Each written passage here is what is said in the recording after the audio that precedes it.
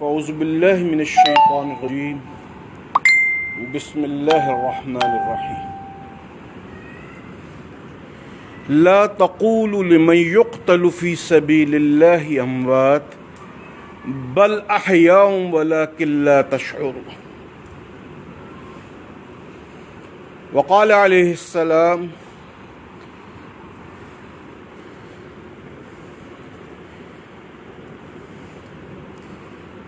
اذکر اللہ ذکرا کثیرا وقال علیہ السلام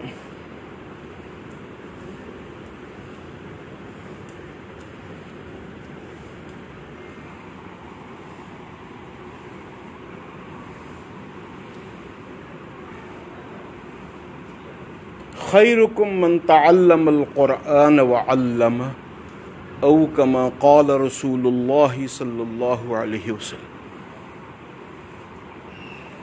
رفقائے محترم،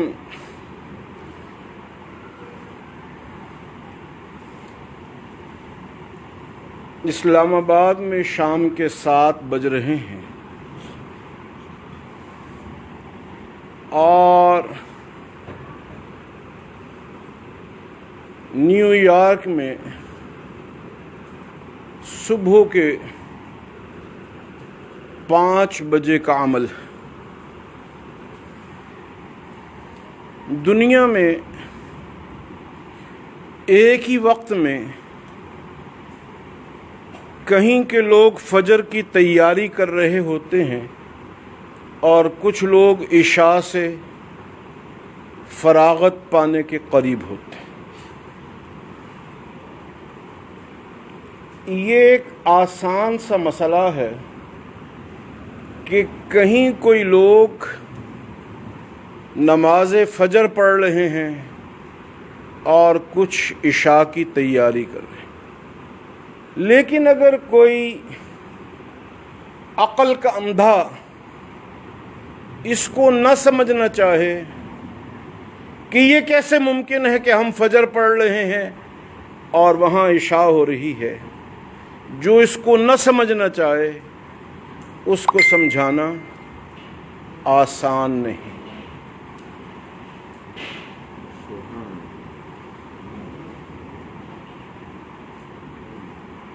تو جو آیہ کریمہ کا ٹکڑا فقیر نے آپ کے خدمت میں پیش کیا، اس میں اللہ فرما رہے ہیں